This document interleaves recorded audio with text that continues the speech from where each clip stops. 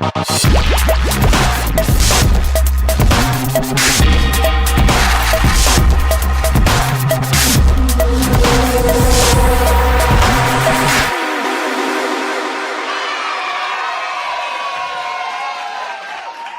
afternoon and welcome to All the Things, the show where we talk about all things related to God, the Bible, and real life. I am Monique Duson. And I'm Krista Bontrager, also known as Theology Mom, and we're on a two-shot. We are. And we're on at 3 o'clock in the afternoon, Pacific time. This is just all kind of different. It is. But we're enjoying it. Yes. We are glad that you are here. Thank you for being with us. Make sure to like and share the show. And we are also thankful for our moderators for being here in the chat as well. Yes. And we are super excited for today's show. It's our first in-studio guest for All the Things. Now we did one other show where we had a live guest. That was when we did the Women in Apologetics conference when we had your friend Laneige on. Do you remember that? Yeah, but that wasn't here. That was in like a huge church. Yeah, it was in Florida. Yeah. But this is our first live guest in the studio. Yes. So Bob's been working all week, changing it all around. If you can't tell, we are very excited. We are very excited. Must not be a lot of things that get us going, but this is one of them. So we are very excited for tonight's show. We're going to be talking to our friend Kelly Ski. Welcome to the show. Welcome to our house. Oh, I'm excited to be here. Thank you guys for having me. No, and you're welcome. We're glad to have you. It's our honor to host you. For those of you who may not know, Kelly actually was on the Theology Mom podcast where you guys talked about social emotional learning. Was it social emotional learning? And comprehensive sexuality education and kind of like what's going on in the public schools. Well, we've invited Kelly back to have a broader conversation about what's happening in schools in regards to community schools. Community schools is a hot topic right now. Nancy Piercy just but she was just interviewed. And I think that interview is on Rumble. I saw someone send it to me on the Rumble platform. But community schools is a big topic. And so we want to have more in-depth conversation. And Kelly is an amazing guest and deep researcher into all of these things. Kelly, can you tell us just a little bit about who you are for those who may not have seen Theology Mom podcast? Yeah, and how you got interested. As a mom got interested in researching and doing a deep dive and posting on Twitter and becoming a Twitter person. Twitter person, yes. It's an interesting journey that I never anticipated I'd be on, but I'm thankful where this journey has taken me, what God has done. But I started in 2016, finding out from a friend that the principal was doing a new program at the school every day. And where your kids were attending at the time? Yeah. Okay. Our oldest was in school and our youngest was in preschool, and then our youngest joined the school. But every day, without any parental consent or knowledge, the school had started encouraging the student body to empty their mind. And each day, the last 10 minutes of the lunch recess were eliminated. And the principal would lead the students into mindfulness meditation using a Tibetan singing bowl. And so that is what kind of started my journey of trying to figure out what's going on.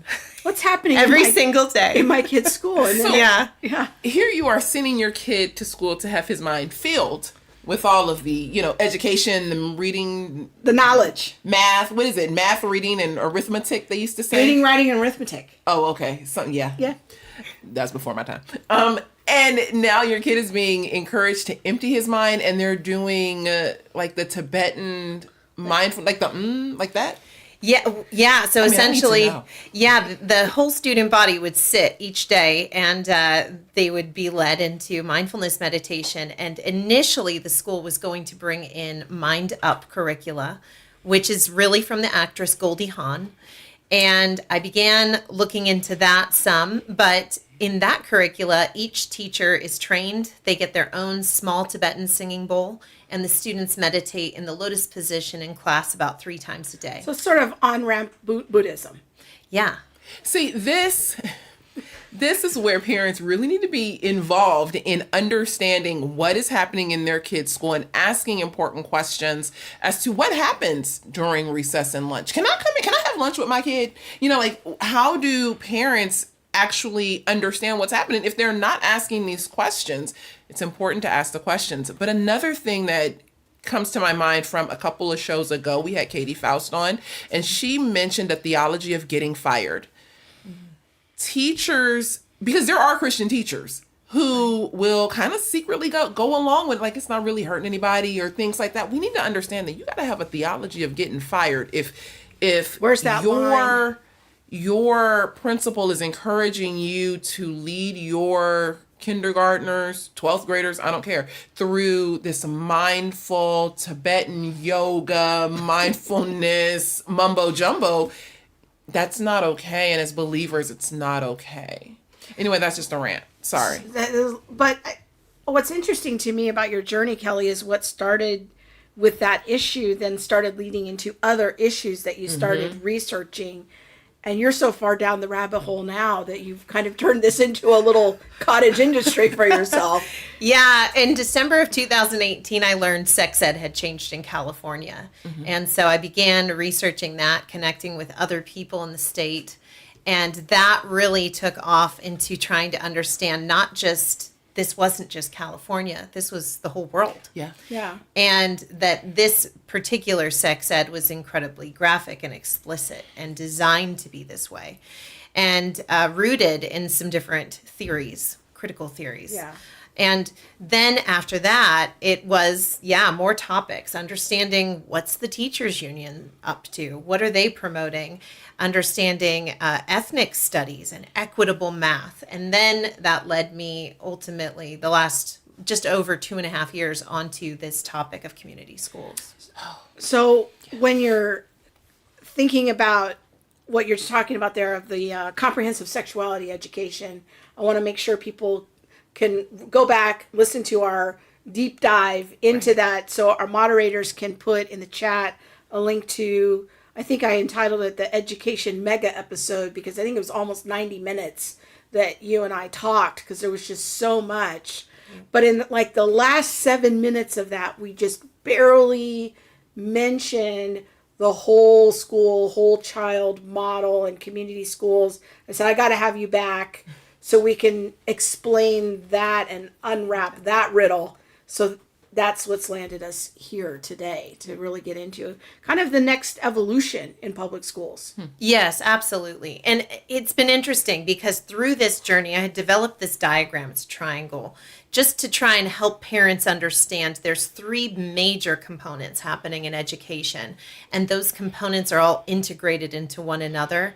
And then by design, they're spread into every subject in school. So for example, social emotional learning, comprehensive sexuality education, and critical theories and critical pedagogy have this interconnected framework. And then that forms a foundation for what the community school model is really all about. Very good. Yeah. So, go ahead. Well, I was still stuck on the equitable math. I was like, is that like black math? Where 1 + 1 might equal me new shoes? That I don't know. 2 + 2 can equal 5. That's a different episode. That's a different show. We could do that. That would show. be good. But what is the goal of community schools, and how should we be thinking about them? I know we have a graphic to show in just a minute, but I'm wondering if you can help us think through the goal of the project overall. Okay. So community schools, and what I always tell parents is to make sure you understand there's a marketing pitch to all of this. So there's language to decode and marketing to analyze, and then to understand what the reality of the model is. A community school is a combination of the Center for Disease Control and an organization that falls under education called the Association for Supervision and Curriculum Development. Many of these organizations go by acronyms, ASCD.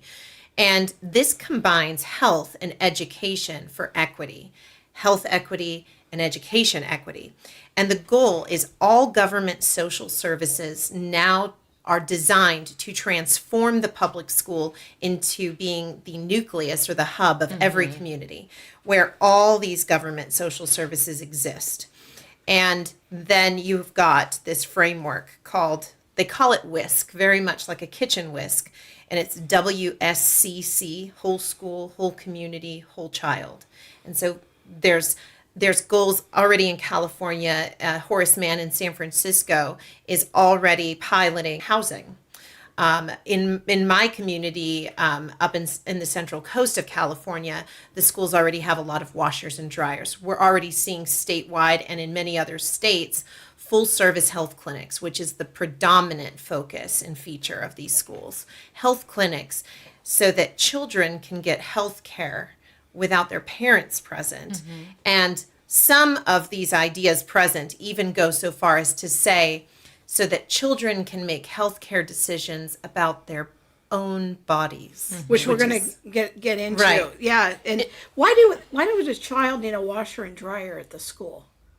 I'm confused. Well, I don't know. I feel like I can make an argument for that. Okay. Speaking from a social service position, I mean, I don't think that a washer and dryer has to be nefarious. I just don't know what it would be. Well, what you would be doing with if you think about like low income children or homeless children, they don't, it's embarrassing. Like it's embarrassing to come to school and smell. And so if I know that, you know, I can stick a couple of things in my backpack and after school or before, if I get to school a little early, I can just wash them really quick. And then it can just be my business and the school's business.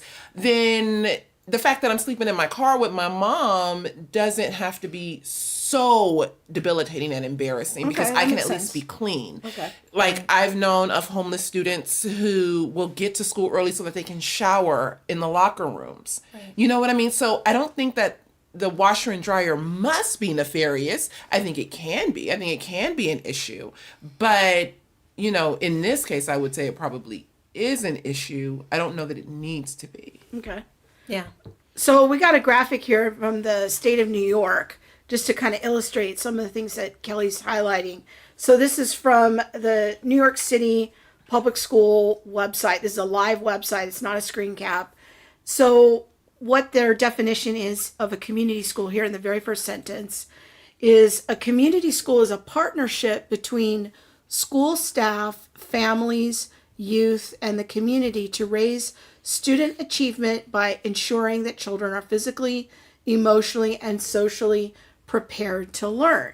So the focus here is on achievement and learning. This is how the marketing is being put forward. Right. And it says to raise student achievement. And that in and of itself, one must ask, what is the achievement? What is their belief of achievement? What are we achieving? And then it talks about ensuring first that children are physically, emotionally, and socially prepared to learn. And so what we're dealing with too is we're dealing with a widespread institutional capture that embraces certain belief systems and worldviews. And this idea of having the physical, emotional, and social, it sounds very inviting.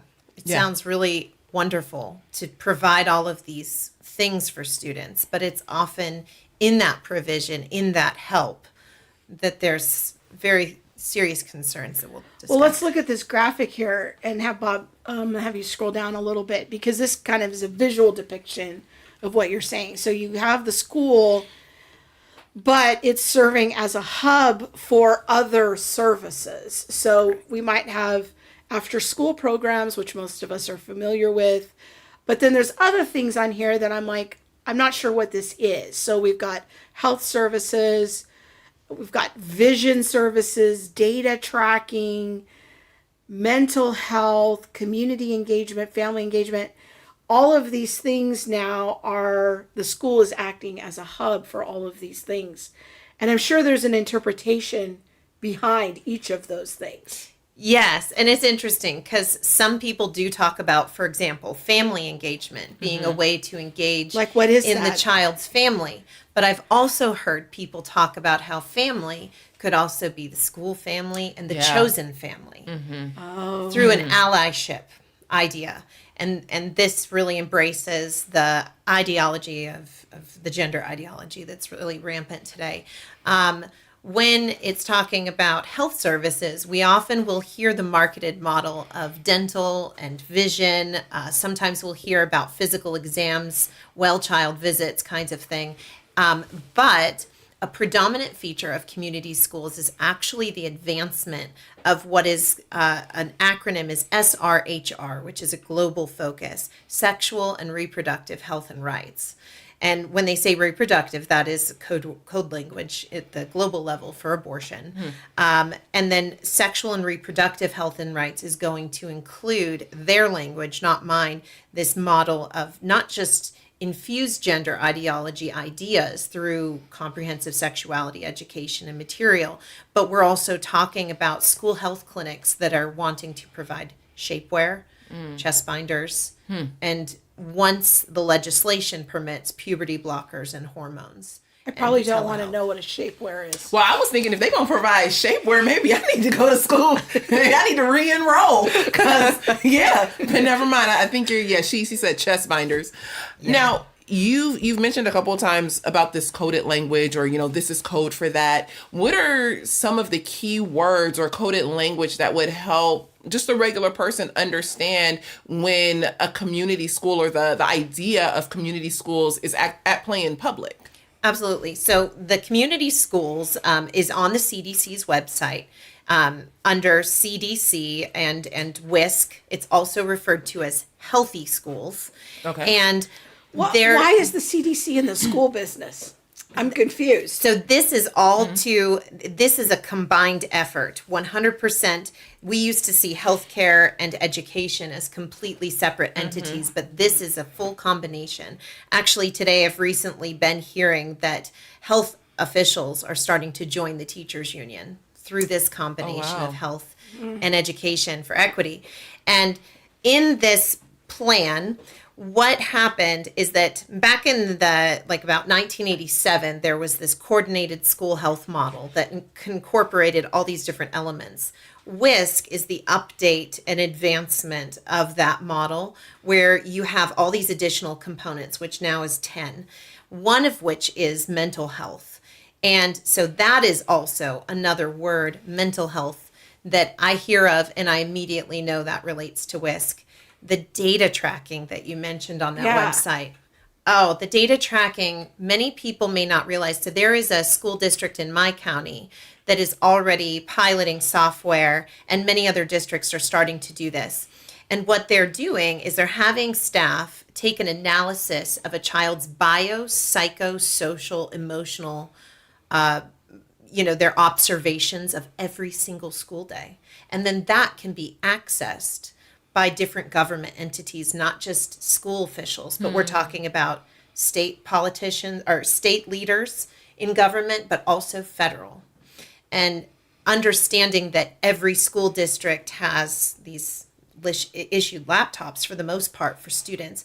Every search term, everything that they fill out in a survey, every single thing they type or text in chats, that is all data that is being gathered on kids. Their emails that they send, Google Classroom, Google Docs, all of this. And the interesting thing, earlier I mentioned how this is the CDC and the Association for Supervision and Curriculum Development combining.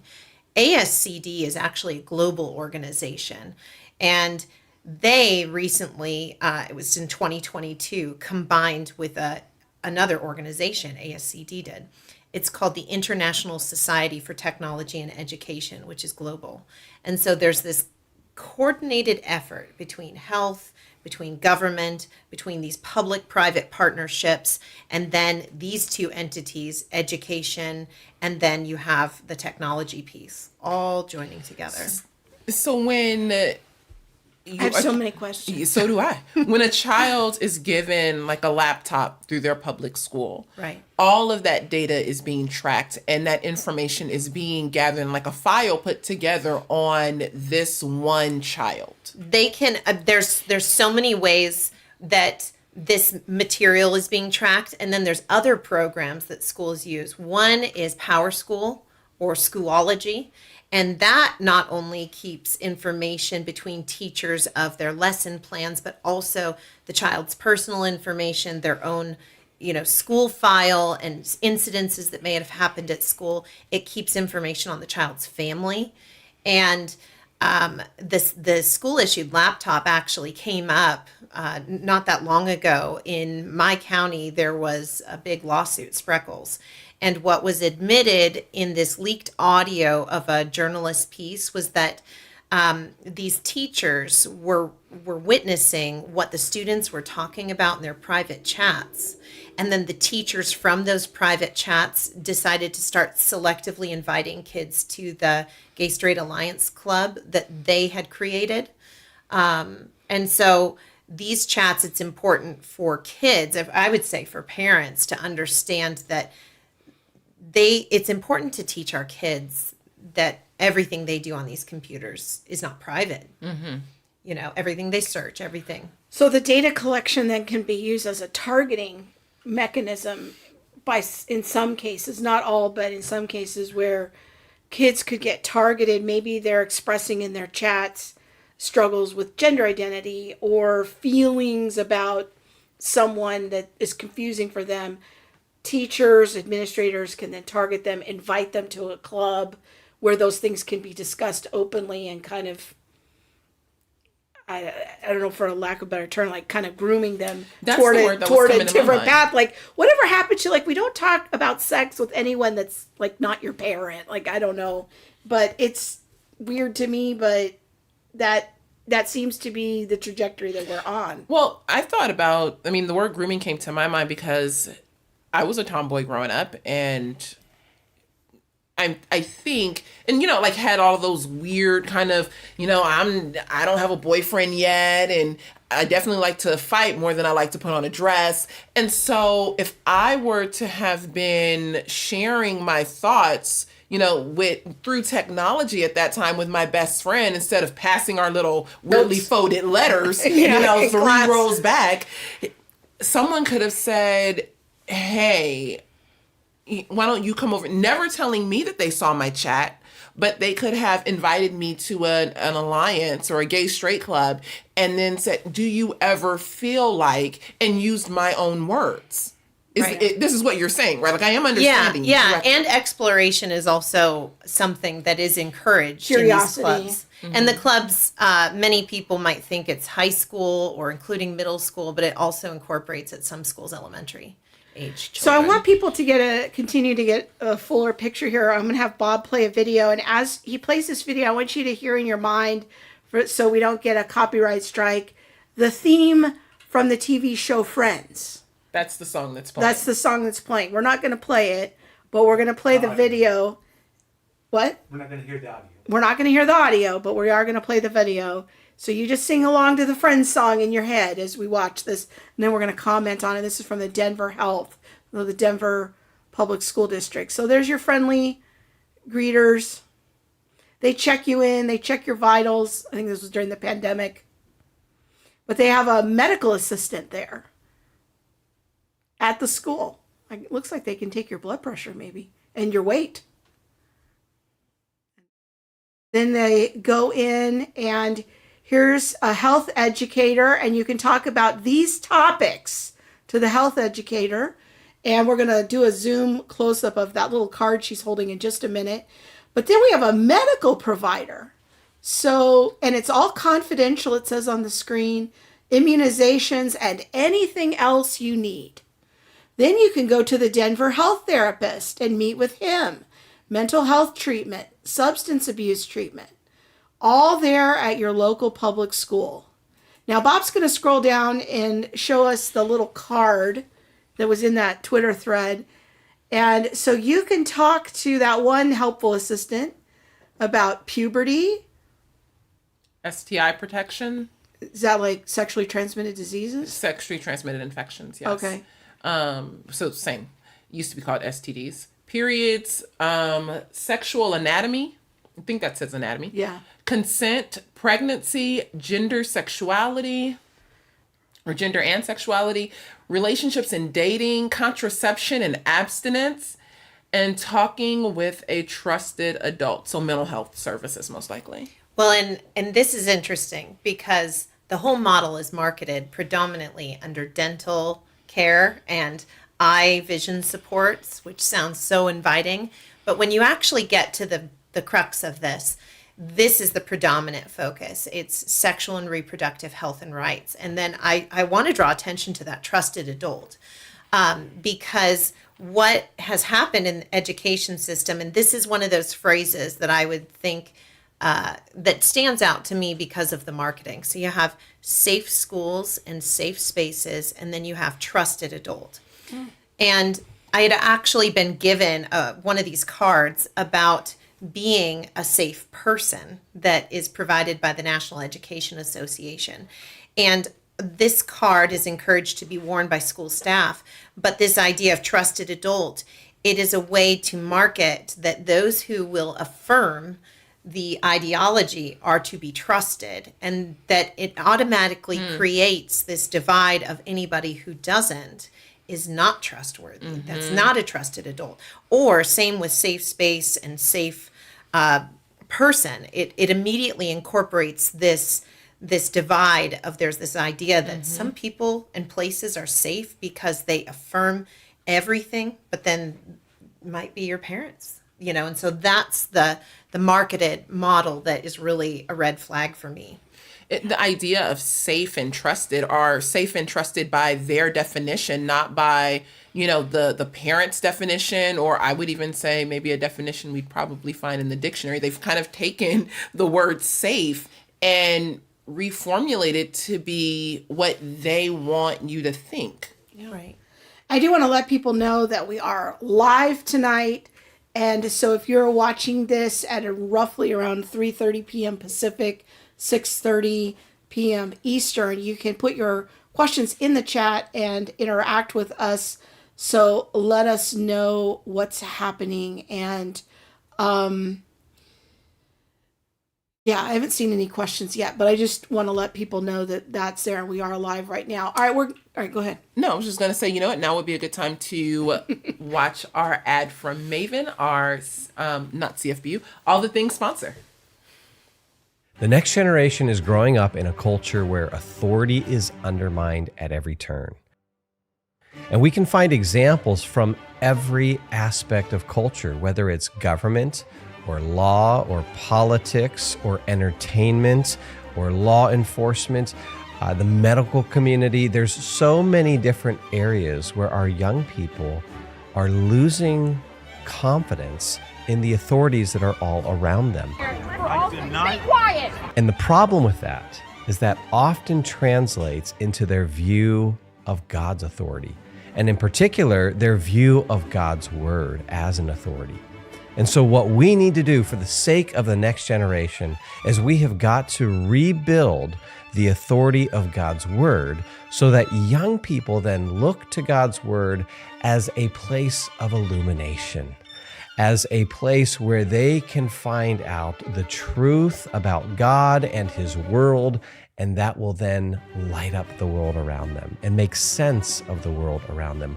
We need God's word to illuminate our hearts and our minds so that we can see God's word as the appropriate authority on all matters of life and faith. And so I want to encourage you, if you are any kind of stakeholder in the life of a young person, be at the 2024 Maven Conference. Our theme is Illuminate, and we are going to help you to rebuild the authority of God's word for the sake of the next generation. Join us in Southern California on February 23rd and 24th. You can go to mavenconferences.com to register.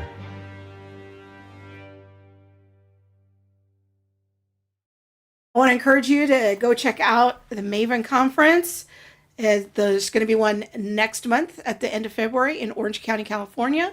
They're going to have one later in the year in Texas. And Monique's going to be speaking at their youth conference in Fort Myers, Florida. So go check it out, mavenconferences.com. Okay, now, Kelly, some people are going to say, all right, you show me a graphic in New York City.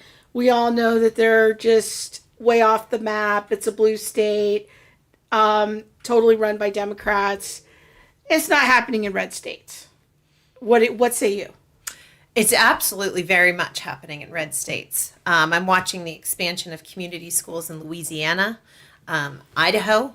I had actually done a Twitter thread, alphabetized all 50 states, and just to show people to some extent that it's happening in every state. Oh, wow. There is a website, if everybody listening types in, it's N as in Nancy, A, S as in Sam, B as in boy, E, NASBE, NASBE. And if you were to just search online NASBE and WSCC for WISC, whole school, whole community, whole child, you can actually click on every single individual state and see how many ways the state aligns that you live in with these community schools. Pardon me while I take a note. Now, in fact, I dug this up from the state of Idaho, which many people would say is a very, very red state. Yes, this is published on the United Way website, but talking about community schools. And so I want you to talk to us a little bit about the United Way connection. But Bob, if you could scroll down a little bit here, and we could see that that was a little too far. I wanted to read a little bit of the graphic. There we go. United Way of South Central Idaho is embracing the community schools model, bringing together nonprofit organizations, health and educational services, school districts, and volunteers to enhance the availability of resources in locations and neighborhoods of high need. And once again, we have the word student educational success, health, and well-being. This is where it's targeted. Before we go on, can I ask a question? Are these community schools now being like, will we not see these in Bel Air? Like, are we not going to see a community school in the area of the affluent? Are these only in like your poor neighborhoods? It is predominantly there first. See, that's a mess. Well, I almost had to. Yeah, you myself. almost. Because you want to talk about. Button. Yeah. Ooh, y'all know. I mean, what a scam on the poor. Mm-hmm. What a way to, you want to talk about a system and systemic injustice. That's a systemic injustice when they are preying on the poor to transgenderize your poor kid. And who are the people who are in predominantly poor neighborhoods? Well, it depends on your state. I can't say that it's based solely by race, because in a poor area in North Dakota, I'm sure they still gonna be white. Like, I don't see many of us there, but like when we think of the poor, what are the injustices that are impacting the poor in our nation? I would say this is a complete injustice, and it's systematized. Yeah. It absolutely is. I mean, the goal is to have 25,000 community schools by 2025. However, the ultimate goal is every school a community school. Including your rich ones.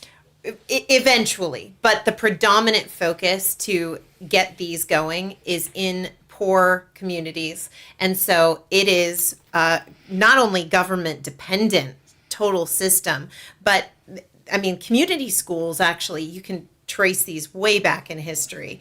But in the United States, there was writings on them in the 60s and the 70s and even in the 80s.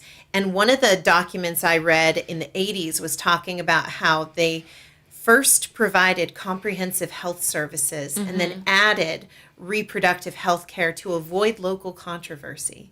So it's all about giving the pleasant thing on the exterior. All the pretty words about student achievement. Dental care. And eye care. Helping low-income people. Correct. And we want to be good people, so this is what we do. So Yeah. the governmental elite are saying the transgender is made for thee, but not for me. Like, the transgenderism, it should be pointed at my child, but not, I mean, at your child, but not my child?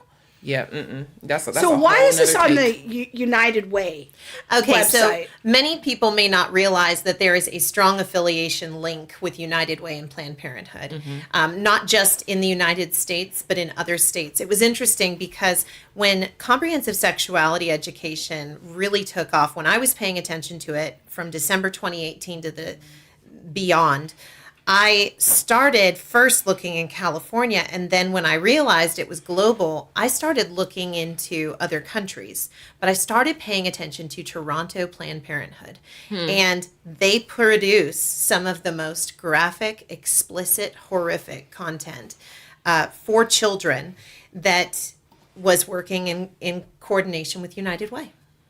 So, yeah. Wow. My mind is still blown. Like, Yeah. I need time to gather myself. All right, so there's a question on Facebook. Can we do that real quick? Yeah. All right. Which one? Which It's Facebook? on Theology Mom Facebook. I don't know if I can find it back. Victoria, do you still have it? She wanted to know, are any of these like opt-out programs? Like, I could just sign a paper. My kid's in public school. I signed a paper. I don't want them involved in community schools. Right. Well, if your school turns into a community school, that's going to make it far more challenging. And then each state legislation is going to impact this as well. So, for example, in Washington State, the legislators already permit a 12-year-old to obtain puberty blockers and hormones without notification or consent of the parents. So in Washington State, they do have these community schools with school-based health centers, and a 12-year-old can already go to school and privately not even leave campus, just go to their campus school-based health clinic and start puberty blockers at age 12. But I'm allergic to amoxicillin. So what if this medicine, this puberty blocker, has something in it that my child is allergic to? Like, they're not getting, that child's medical records or full medical health or screening. So how, like, are these just one size fits all puberty blockers so that nobody's going to be allergic to them? Like, how are they working that out? And that's the crazy thing. Puberty blockers themselves are often, it depends on which one is used, but they're often prostate cancer drugs. And the effects of these meds have been shown time and time again to cause harm. Once you start to mess with the endocrine system, it is messed with. So there's many young... Oh, we can't just pause the button and...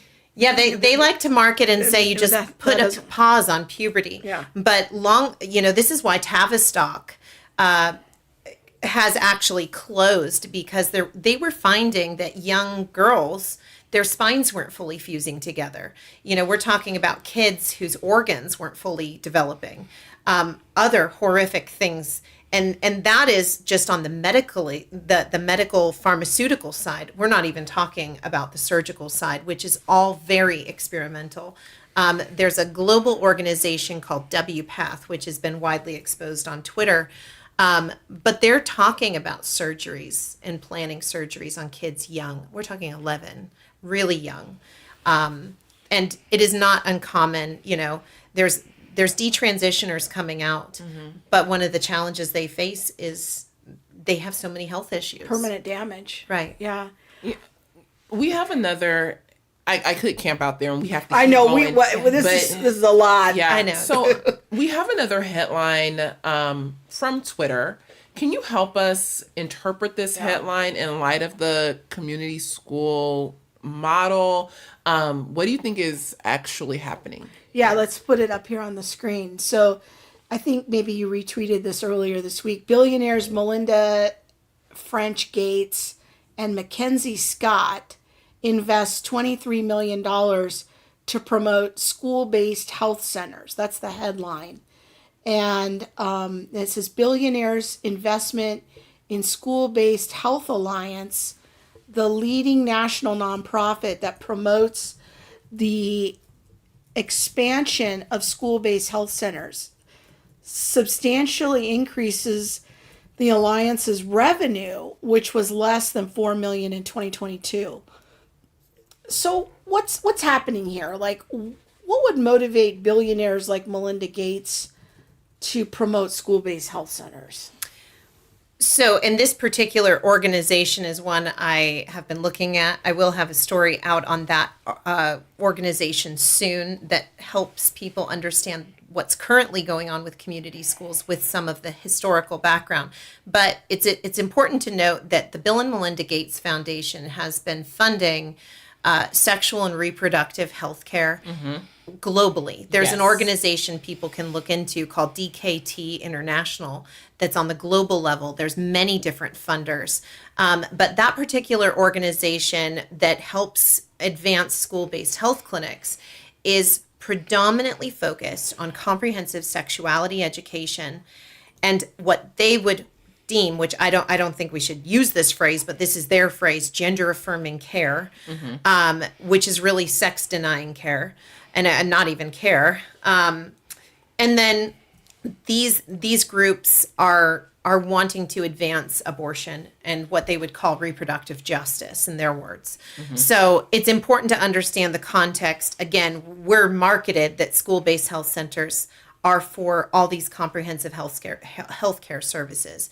But the real focus is that, for example, in California, 12-year-olds for many years now can actually leave campus without their parents' notification or consent and go to a Planned Parenthood and get their services, which predominantly would include birth control,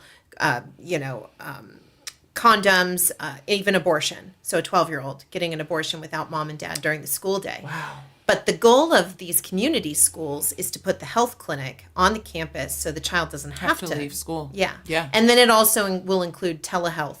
On the CDC's website for this whole school, whole community, whole child model, there's actually a virtual healthy school, they call it, that you can walk into and interact with. And the marketing's very interesting to close in on and observe.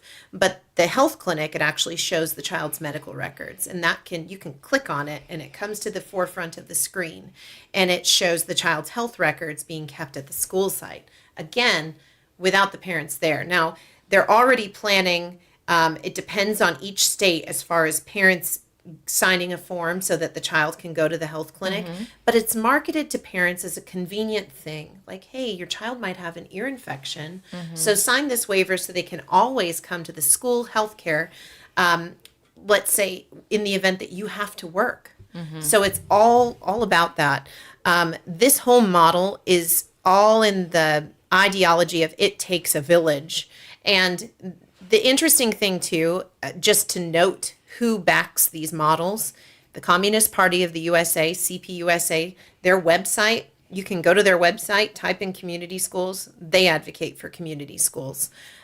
Democratic Socialists of America, especially down in Los Angeles, they put out demanding these community schools. And community schools themselves are even global. So to understand, yes, we're facing these things in our country. Yes, they're advancing. The funding's important to follow because that always tells a story. But this is a global agenda. There's the World Health Organization. And they have documents called Health Promoting Schools. And then there's also the UNESCO Global Health and Education, which talks about these as well. So, anyways, So it's a lot. somebody's asking online. First of all, they're having difficulty hearing me, Bob. So I'm going to put Kelly's mic closer to her, and I'm just going to talk into this mic, and I moved it closer to me. But the other thing is people were wondering about where they can best make comments. YouTube's always the best. Facebook makes it a little more challenging for us to see comments, but we're doing our best.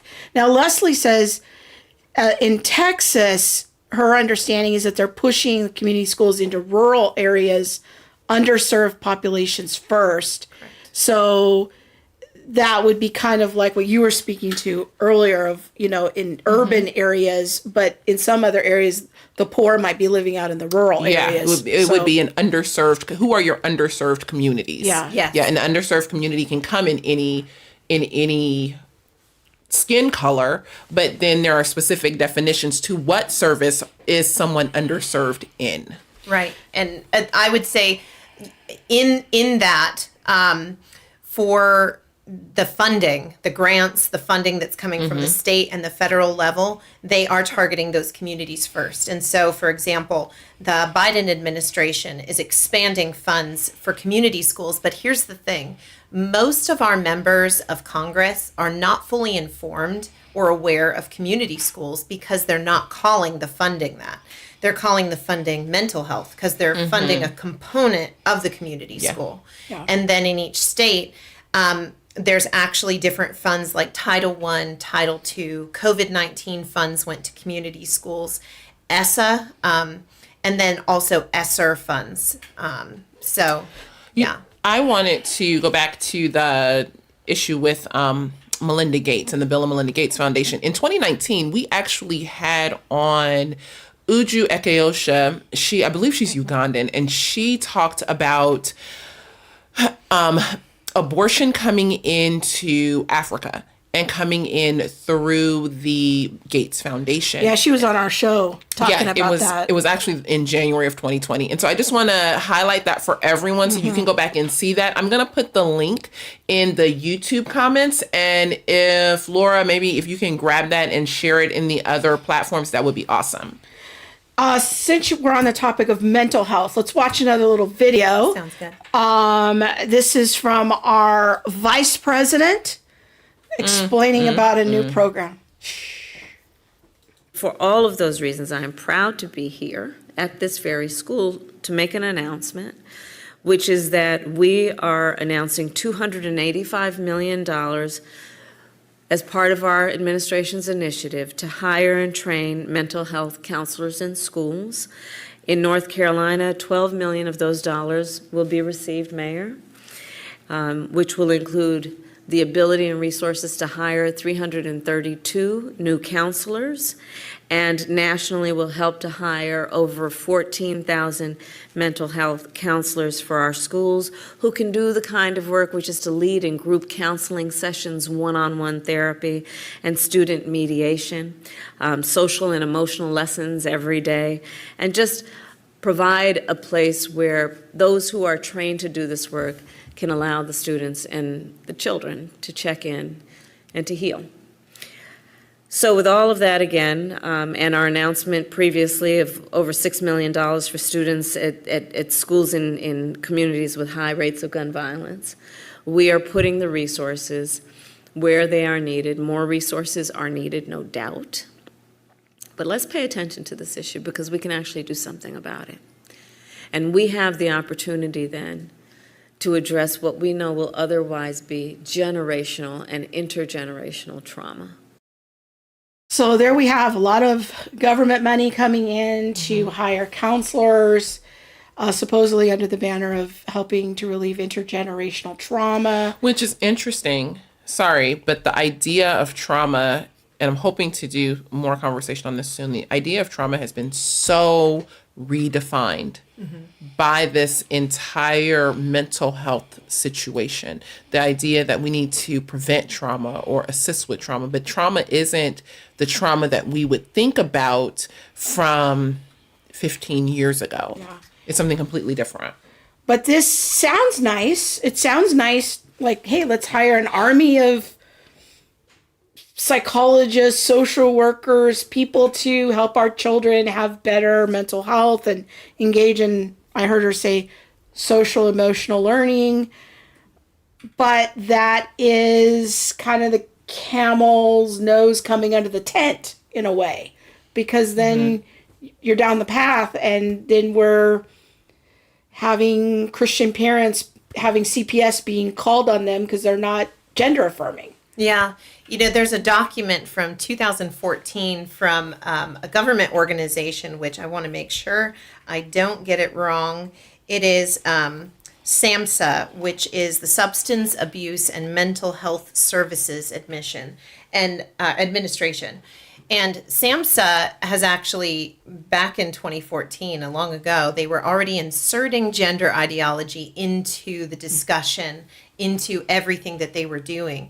So when you have mental health, it sounds, again, like you said, really good, but a lot of these school counselors, not all of them are required to be even licensed. And so in the state of California, this actually passed. There's probably going to be lawsuits to challenge this.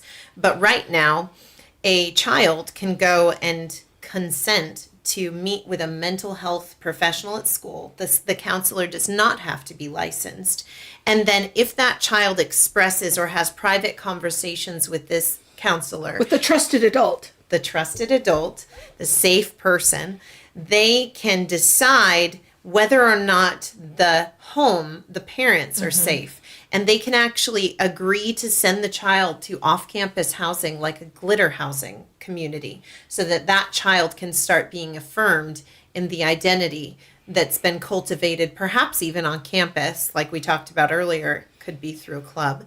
And the parents would ultimately not have custody of their child. So this is definitely the government, as I see it, inserting itself into the life of the family in a very intrusive way. And then obviously, you know, the intrusion also comes through data collection. I do want to mention one thing about this. Part of the community schools model is to work with these public-private partnerships. One private organization that's being ramped up is this parent home visit program, where the goal is that every student in every grade, every school year gets a home visit. So that's the government, the staff at the school entering the child's home. And the things that they discuss doing is telling the parents what is a nutritious meal and how to cook for the child, telling them parenting ideas. I'm already seeing school districts put out information on how parents should parent their children. So it's very much an intrusion as I see it. I wish they would show up at my brother's house. Yeah, I feel like I should just put the address out there. Show up at my brother's house. Okay. What is glitter housing? Yeah. Because I do like glitter, but now I'm feeling suspect. Yeah, this is a highly concerning idea because it wouldn't just house children, but we're talking about housing for LGBTQ plus, as they call it, and it would be housing to affirm that. But the concerns are that it wouldn't just house children, it could house adults as well. So is the child really kept safe? And this isn't a very well-regulated program either. So we're just getting into this place where, as I see it too, when a child is growing up, they're being molded and shaped by the value system that is created in the family or at the church.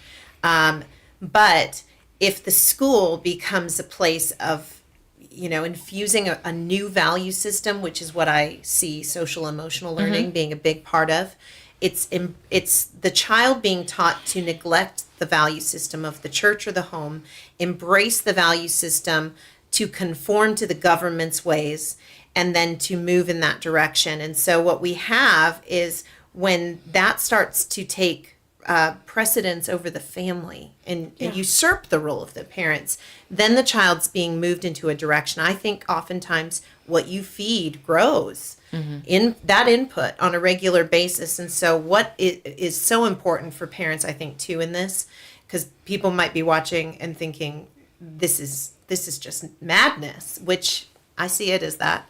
But it's so important that we teach our children what ways to go into and what to look for, you know?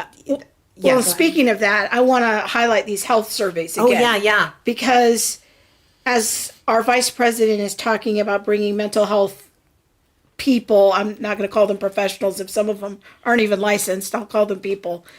These health surveys that they give students don't know. They're just do whatever their teachers tell them. You want me to fill out this survey, fill in the bubble, all of this. I did a whole thing about this. If you go to my channel, Theology Mom, look for the social emotional learning crash course. And I go through one of these health surveys that a follower sent us and from a district in the Pacific Northwest. These are fairly innocuous. Sometimes they're given multiple times a year to students. Right. But the student just obeys. One critical thing I think that Christian parents have to do is start telling their students or their children, if the school tries to give you a survey, don't do it. Right. Don't take it. Yeah. And tell me about it. Like, that's a very direct instruction that we can give a child. Right. We can try to opt out of these laptops if we can. You know, I think there's increasingly fewer things that parents are going to be able to do in order to avoid this. Yeah.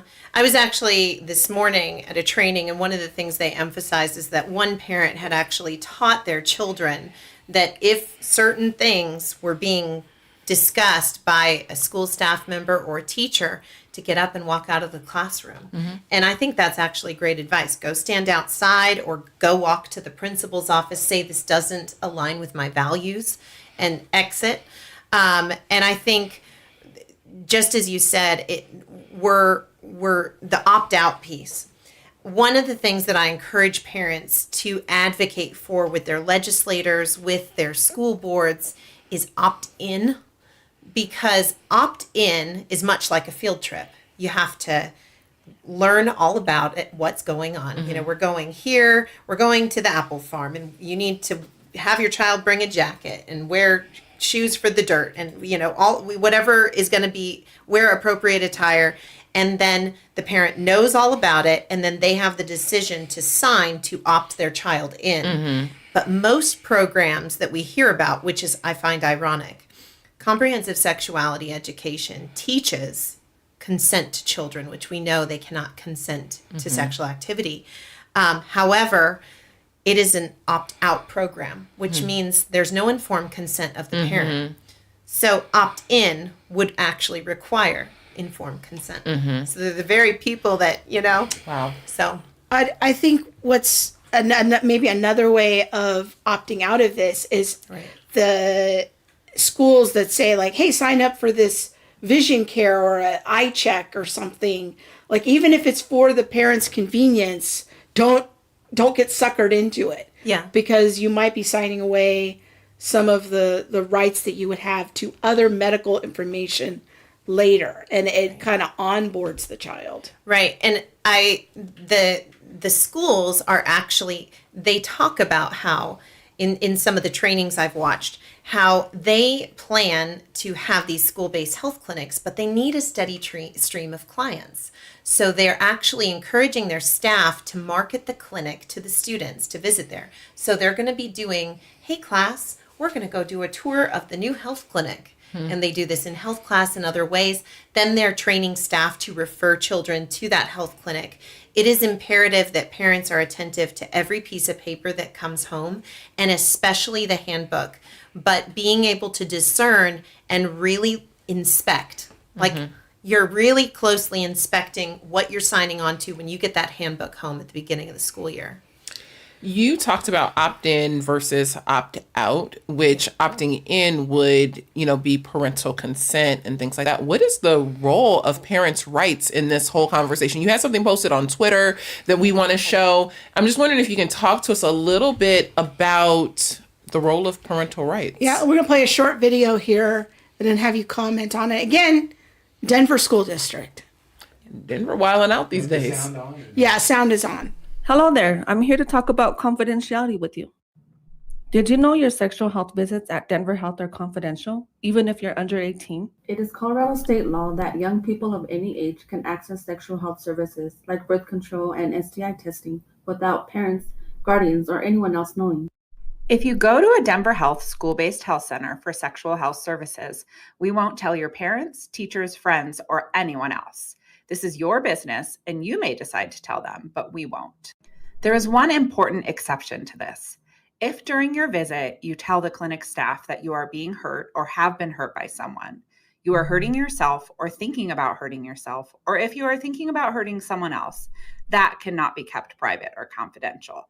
We have to keep you safe, and so we may need to talk with others about this so we can all work together to support you.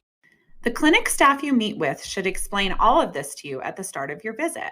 There you can ask more questions. You can always ask and make sure what you say is confidential too.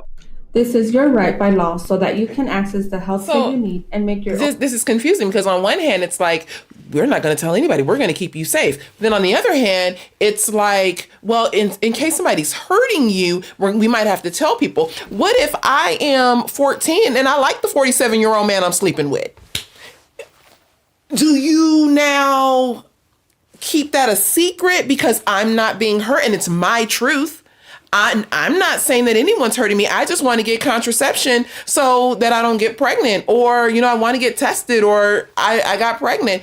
Or do they tell and say, no, this is really out of bounds? How do we create a boundary when everything is so loosely defined and everything is out of bounds? Right. And we're advancing in that direction in every way. So I think this puts kids at risk in a big way. I mean, but they specifically mention, we Yeah. won't tell your parents. we won't tell your But then parents. they say that they will tell we're going to tell if you're getting hurt, but who's the determiner of me being hurt? Is it you or is it me? Because if I like who I'm sleeping with, I'm not being hurt. Right. And you can't come in with your truth and tell me that I'm being hurt when my truth is the truth that really matters. Mm-hmm. You can't make this make sense. No. Yeah. Well, and I will say this, I mentioned Planned Parenthood several times. Back in 2019, it was known that Planned Parenthood was going to open 50 health clinics in Los Angeles area schools. There was a Pasadena school district that actually voted to send a high school student as, basically working, volunteering at a Planned Parenthood clinic from the school district. So I've often said this because there is a huge connection between Planned Parenthood and community schools.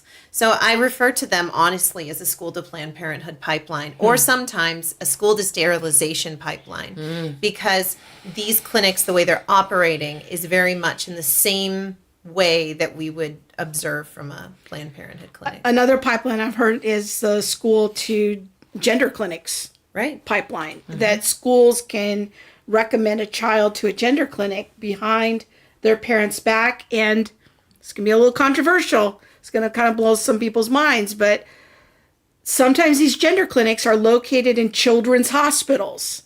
And we think of children's hospitals as being very noble, helpful places that we want to support. But these can also be gender clinics that schools will refer students to. Absolutely. And the Denver Health is an example of that, because the hospital that works in collaboration with the school has a whole gender clinic for young people, minors. This is rough. And it's intense. I think that some people I'm noticing on the stream, so Laura says, so Planned Parenthood, United Way, and the CDC are all connected. Oh, there's a lot of connections, including HHS. Health HRSA, and Human Services. Yes, yep. And HRSA is another government entity. But it is surprising over the years how much Planned Parenthood has been involved. And I would say many of these organizations do receive money from, Health and Human Services and in addition to the CDC. I think Jenny's making a really good point here on the YouTube. I'm not sure that they said they would tell the parents in the Denver video. They just said they would tell someone. Mandated reporting. Yeah, that's what I'm saying, that they'll tell someone. But I don't think that the video said, if you're being harmed, we'll tell your parents. No. I'm sorry. And if I said that, I misspoke. Okay. What they're saying is that we're going to keep you safe and not tell anyone. Right. Okay. So you're underage. This is confidential. It's only between us. Unless, as a mandated reporter, so a mandated reporter is someone who must report for the safety of the child. A mandated reporter reports in very significant or very strategic instances.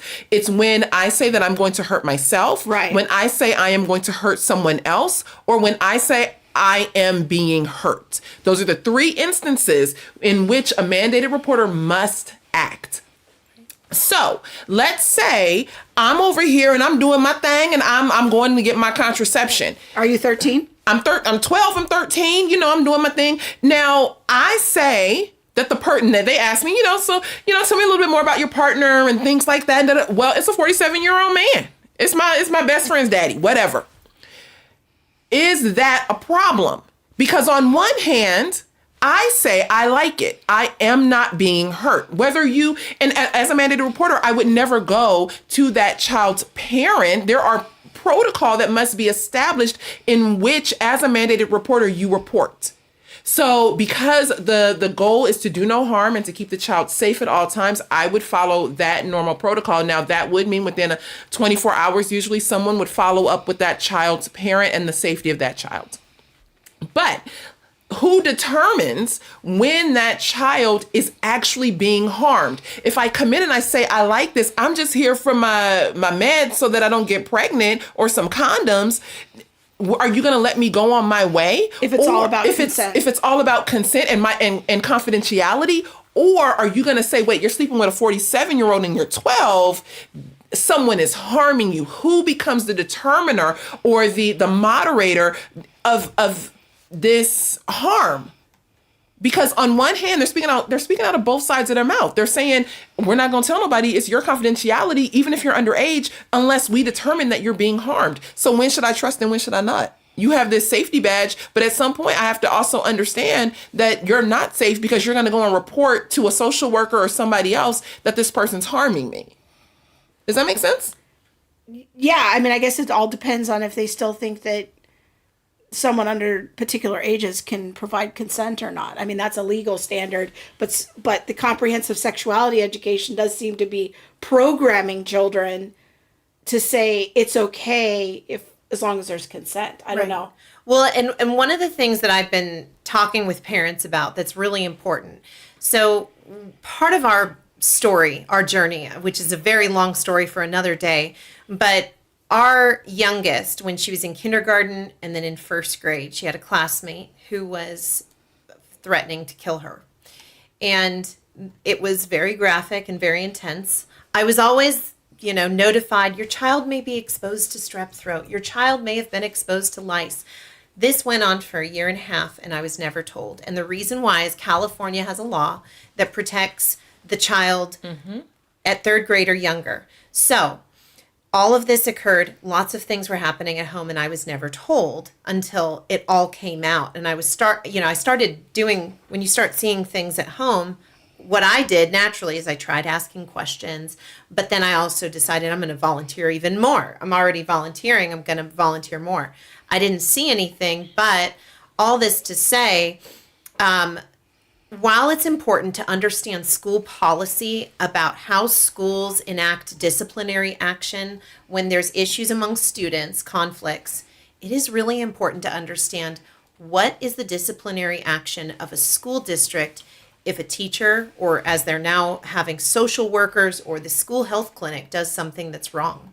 What is going to be the disciplinary action if your child's given a wrong vaccine that they've already had at the school-based health clinic? Because there is this whole effort with the health clinics to also increase vaccination, which again goes back to Melinda Gates and her funding. Because not only is abortion her focus, but also vaccines. This is a lot. What do you ever talk to parents and they hear you and then they say, "I don't believe you. I don't." This is just some BS. Why you got on a tin hat? Why you gotta be conspiracy theorist? You gotta be so fear mongering. Just God's in control. Like how do people respond to you in this information? I always want to give out the web resources, the evidence, give examples of what's happening in schools because I am one of those people that I want to show the evidence. I want to cite the evidence and be able to quote directly from the sources. And so, I've had conversations with a lot of different people, but those who hear about community schools, they often fall into categories of either thinking they're amazing or not even ever hearing about them before. It's actually surprising to me how many people don't know about them. And like I said, a lot of our elected representatives at the federal level, they don't know about community schools. Some of them do and some of them don't. But I think it's important, to research some of these things and learn about them. Yeah. So that I heard this morning. I mentioned I was in a training. It's know, go, and grow. So try and know the issues that are happening and then go and tell other people and try to engage and get involved and inform people and then grow so that you can help people, learn more about this. One of the things that I did want to show, is this a good time for this? Let's do it. Back in 2019, this is actually from the California Teachers Association State Council. Whoops, it's kind of falling apart. It's the from minutes. 2019. It's their minutes from their June 1st to 2nd program. So again, the California Teachers Association and the National Education Association State Council of Education program. So it says Celebrate Pride. But back in 2019, they had, which it's very You small can show here. this camera right here. camera. Here we go. It's kind of hard to see. This was, it says here, the committee moved without objection to take immediate action and approve new business item 6-19-12. The motion carried by a 2/3 vote. But I want to read this to you.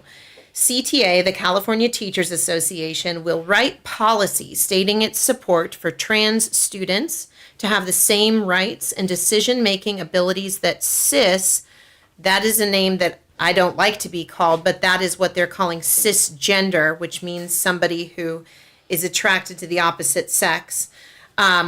So the same decision-making abilities that cis students currently enjoy in regards to making medical decisions about their bodies, sexual health, and mental health. So it says the rationale, current interpretation of California state law does not allow trans students to begin gender identity confirming hormone therapy without the consent of both legal guardians. However, it does allow for cis minors to receive hormones, for example, birth control. And listen to this, without the barrier of parental permission. And then it states this inequity of decision making forces some children to go through the wrong puberty and can negatively impact the child's mental health. So there's mental health again. The wrong puberty. But that's the direct connection between, because I was thinking, well,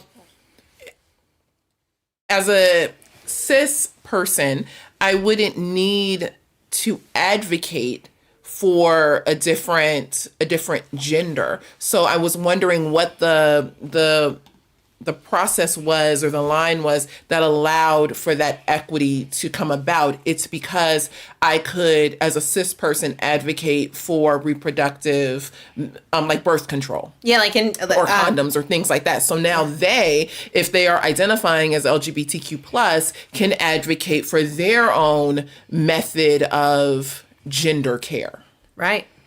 And instead of taking away the option for birth control and condoms, they would rather affirm the LGBTQ plus ideology and allow a student to get gender affirming care. Yeah, I guess I'm done, folks. So I'm just done. I think I want to encourage everyone to go follow Kelly Ski on Twitter so you can get all of her receipts. No, wait, hold on. Yes, do follow her, but I have another question. All right, well, just a second. Let me do the plug here. Okay. You can follow her at Kelly Ski on Twitter, and she is a research hound. She will post the receipts almost daily, and so if you really want to know what's happening in the world of education, Kelly is a must follow. She is always my first person that I go look at to find out. When I see somebody's retweeting Kelly, it's like, oh, okay, yeah, this is legitimate. And so she is the person that you need to follow, and then from her you can find other people. But Kelly is well connected and really the one who is going down the rabbit hole for us. So go give her a follow on Twitter. Okay, now go. Thank you. Wanted to give the strong plug. Sorry, I didn't mean to cut you off. It came to me. I know. So Spirit was moving. we have no go grow. Yeah. Okay, and that's for any parent, right? Yeah. What would you say to Christian parents? Like Christian parents who are in this and they're like, as a Christian, I'm not really sure what to do because the school board doesn't really care about my beliefs. Like there's no, Well, stand along those for- lines, Kelly made such a great point on the podcast when I had her on my podcast. I want to restate because it was so good.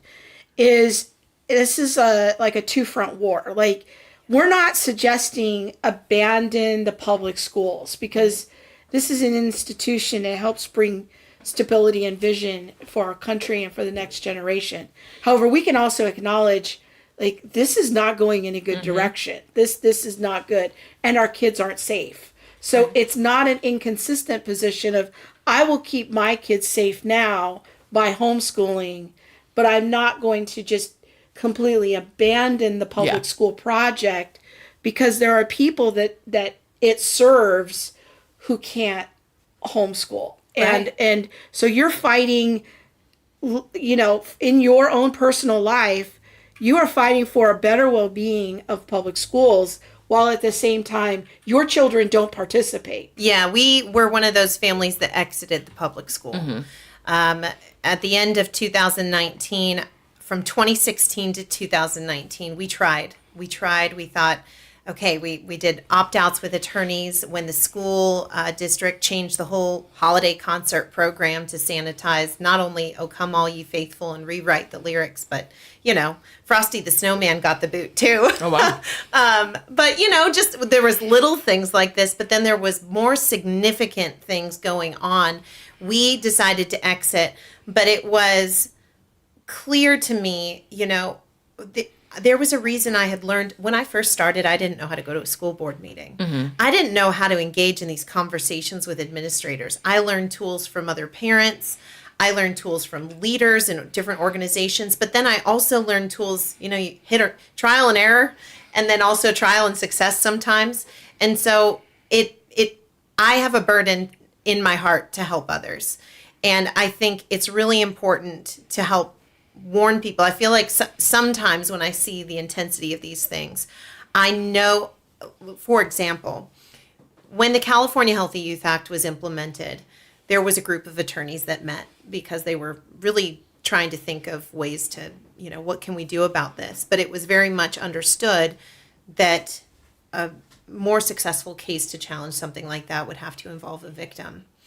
And to this day, I'm hearing so many stories about people whose children were in the comprehensive sexuality education class and immediately after. I've watched entire school districts in my area change where kids are now, I will say the California Teachers Association. Where kids are now what?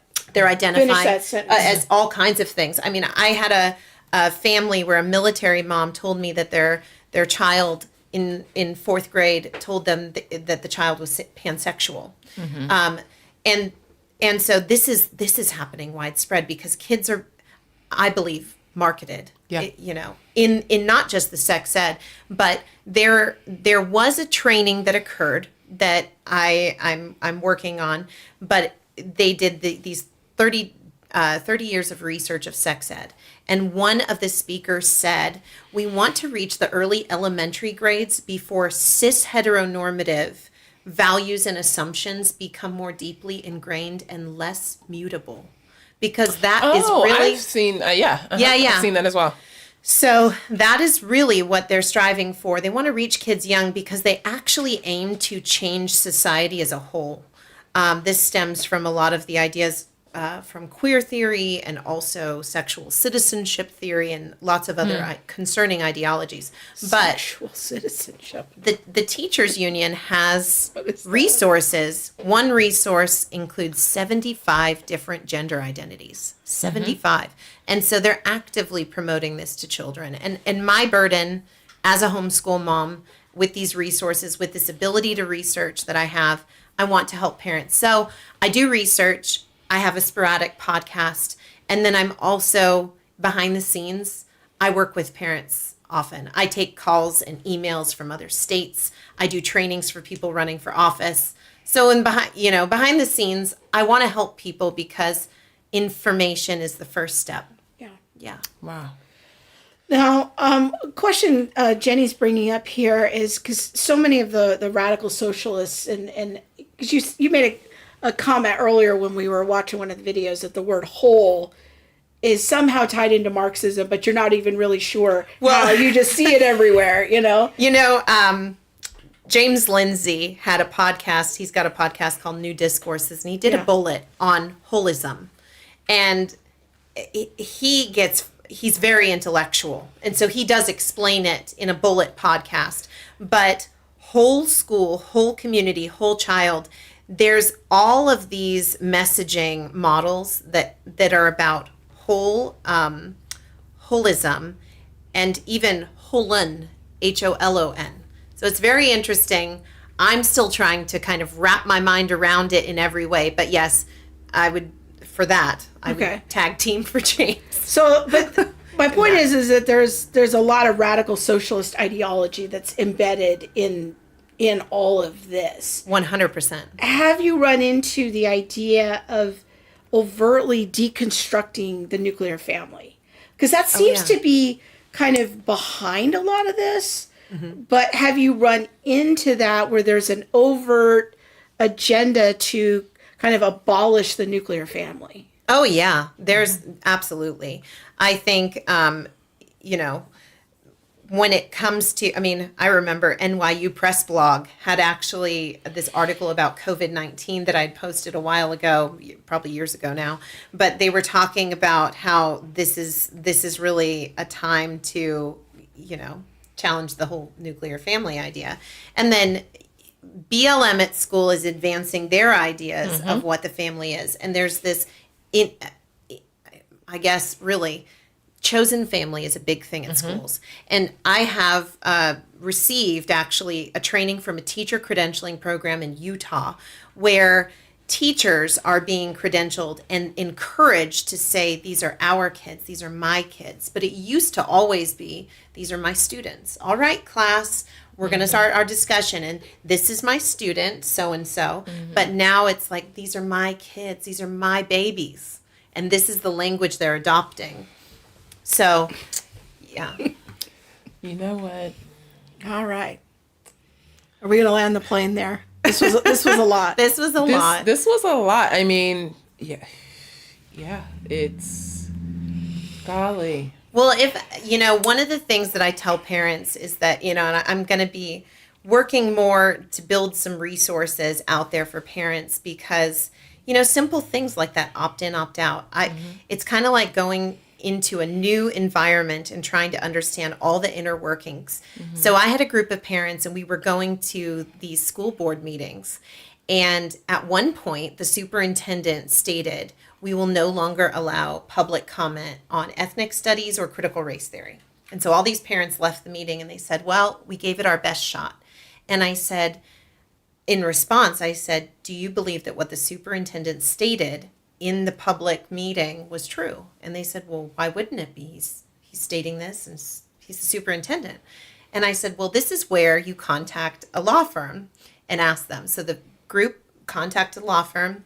The law firm sent a letter, and it was amazing. At this next school board meeting, the superintendent said, I've decided I've changed my mind. I'm going to allow public comment on these topics. So at any rate, knowing your rights is important. Knowing every little detail to question. It's kind of, you know, I do this with parents in analyzing curricula, for example. I'll tell parents, pause frame the video. See what, you know, there's these amaze.org videos. And I tell parents, listen for the marketed model. Look on the background of the illustration. What do you see on the wall? What's the character's dialogue like? What's the tone? Start to reel back and not be the viewer, but imagine you're the creator of the content and you're also marketing and PR. So what messages can you pull from this and extract that are being fed to your child at any rate? That's so good and so helpful. I think I want to maybe have you back on my podcast sometime soon and just have you even do like a little training on how to go to a school board meeting or how to talk to a teacher. And you know, just continue to equip people along those lines, because I feel like that's just a whole nother avenue that we could go down. Yeah. So, and as far as Christian churches and Christian parents, I do think, you know, it's a great opportunity. Churches are going to need to minister to the people hurt by the school system. yeah, for sure. And I do think, you know, when I was growing up in church, churches did things about, you know, finances and marriage and the family. And this is another area that it doesn't necessarily have to be labeled political, but it's really God's design for the family. How do we build up the family? How do we, you know, protect our kids? Yes. Which, if I can plug one Yes. thing. So there's a mom, Erin Friday, and she's been working with many other people. They have done lots of studies, and they show that Democrat, Republican, and Independent, so for the sake of just understanding, people by and large don't embrace this gender ideology in California even. And so the goal is to get signatures and, you know, gather funds for them to get these 3 ballot initiatives so it goes to the voters in California. The ballot initiatives was Save Girls Sports, Protect Girls Spaces, so we're talking about locker rooms and bathrooms, and it would prevent this pharmaceutical and surgical mutilation, I would call it, of children, this sex-denying medical experiment on children under 18. So protectkidsca.com is really taking this initiative, and you can go to protectkidsca.com to download signatures to gather. There's a video, there's lots of resources and information. Very good. And that's a good place to land the plane, because this is a lot. We do look forward to all of your comments and feedback, and go follow Kelly, because we know that there's a lot to process. I'm so glad you were here in person to help us do this. Me too. You were in With you. town, and just being able to have this conversation, because like you said, a lot of people aren't even aware of community schools. And it really is, like you said, the triangle at the beginning of the social emotional learning, comprehensive sexuality education, and the critical social theories kind of form this little homogenous soup of the community schools. Yes. Yeah. Yes. Natalie has a comment. She says, I'm a teacher and I call them my kids. I love them. I can see how that could be a problem. Yeah, like we know Natalie, and Natalie wouldn't be like, this is my kid. You know what I mean? But it's more of that broader, like, and that's the thing. It's that, you know, there are really good people and teachers out there who are like, I'm glad Natalie's out there. Yeah, they love their kids, and you know, they really want to see the best for their kids. But then you also get the other side of that, where it's nefarious and where it's someone who is mentally challenged and has no true good for your kid except for the gender ideology, and they are meaning that is my child. Yeah. Right. Well, thanks for coming. Thanks for doing this. Thank you for having me. It's been a lot of fun. Yes. So It's good. all right, friends. Next week we're dark, so there will be no show. But in 2 weeks, Kelly's friend, Dr. Jay Richards, is going to be on our show, and it will be live again. Yes, it will. And we will sort of be continuing this conversation as we talk about the World Economic Forum, which has been going on this week. They crazy for real. And that is just sort of more of the same. So there's a lot of interconnections there. So Jay Richards will be here. I've been trying to get him on the show for 4 years. I finally got him. Yay. So You got Jay. yeah, we're going to be talking about the World Economic Forum and all of that. So 2 weeks, mark your calendar. It will be a live show. And big thanks to the one and only Bob the Button Pusher Bontrager for making this work today. It is not our usual setup, and he has spent the week making sure that we all could fit. Our space is small, and that we would be able to be picked up in sound and lighting and all of that. You would be like very interested in understanding how difficult it is to light my skin color versus their skin color and make it all work And at we're the on the same same time. camera. All at the same time. And so I just want to say thank you very much to Bob for making this happen. We appreciate you. All right, With that, friends. folks. We'll see you in 2 weeks. Bye.